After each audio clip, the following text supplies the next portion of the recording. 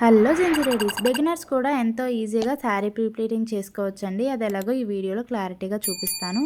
ముందుగా అయితే శారీని అంతా రివర్స్ వేసుకుని మనకి ఫస్ట్ ప్లీట్ ఎంత కావాలో అంత క్లోజ్ చేసుకోవాలి. లోపలికి క్లోజ్ చేసుకుని ఐరన్ చేసుకున్న తర్వాత శారీని 3 టైమ్స్ లోపలికి ఫోల్డ్ చేసుకుని ఐరన్ చేసుకోవాలి.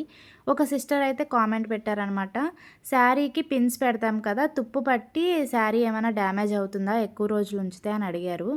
మనం ఇక్కడ యూజ్ చేసేది కొత్త పిన్స్ అండి. నేను యూజ్ చేవైతే కొత్త పిన్స్ అనమాట. పాత పిన్స్ అయితే యూజ్ చేయను.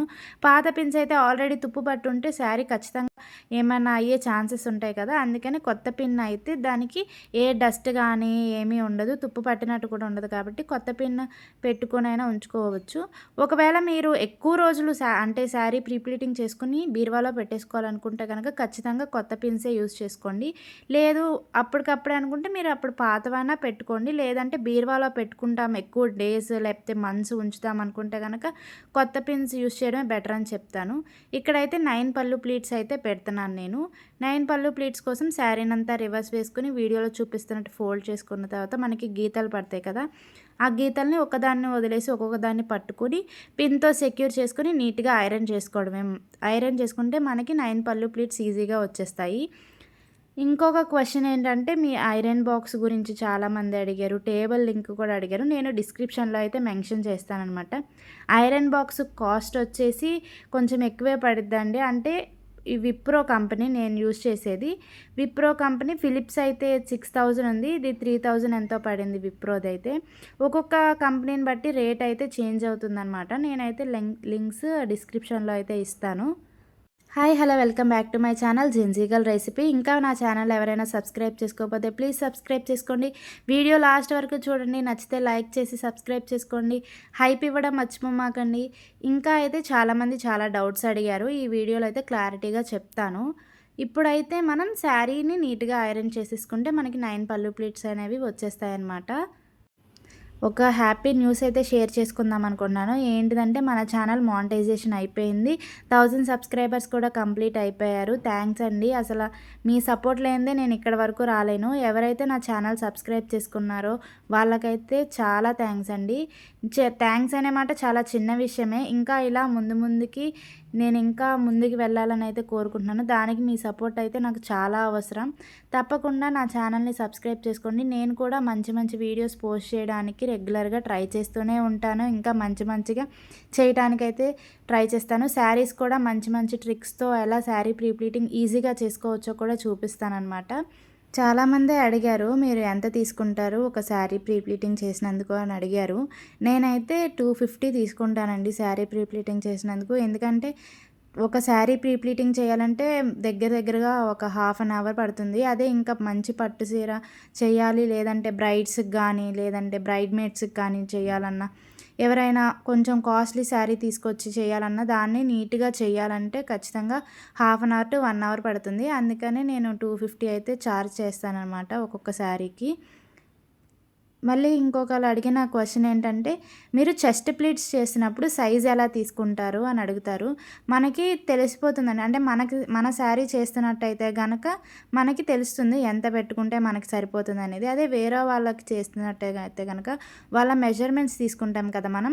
అప్పుడే మెజర్మెంట్స్ తీసుకుంటున్నప్పుడు మనం చెస్ట్ దగ్గర కూడా కొంచెం మెజర్మెంట్స్ తీసుకోవాలి. అంటే వాళ్ళకి ఎంత లెంత్ పెడితే సరిపోతుందంటే, సన్నగా ఉన్న వాళ్ళకైతే మనం ఇప్పుడు చెస్ట్ ప్లీట్స్ చేస్తున్నప్పుడు 1 ఇంచ్ ఉంటుంది కదా, 1 ఇంచు పెట్టుకుంటే సన్నగా ఉన్న వాళ్ళకి సరిపోతుంది. అదే కొంచెం చబ్బీగా ఉన్న వాళ్ళకి ఏంటంటే ఇంకొంచెం లెంత్ పెంచుకుంటే మనకి చెస్ట్ ప్లీట్స్ అనేవి నీట్గా ఉంటాయన్నమాట. ఈ వీడియోలో చూపించాను కదా, లెంత్ దాన్ని బట్టి మనం అడ్జస్ట్ చేసుకోవాలి. 1 ఇంచు సన్నగా ఉన్న వాళ్ళకైతే 1 ఇంచు సరిపోతుంది. లేదు కొంచెం చబ్బీగా ఉన్న వాళ్ళకైతే 2 ఇంచెస్ పెట్టుకుంటే అడ్జస్ట్ చేసుకుంటే మనకి చెస్ట్ ప్లీట్స్ నీట్గా వస్తాయి. సైజ్ కూడా వాళ్ళకి సరిపోయేలా ఉంటుందన్నమాట.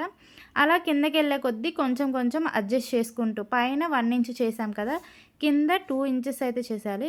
మన దగ్గర టేప్ లేదనుకున్నప్పుడు మన హ్యాండ్‌తోనే మెజర్‌మెంట్స్ చేసుకోవచ్చనమాట.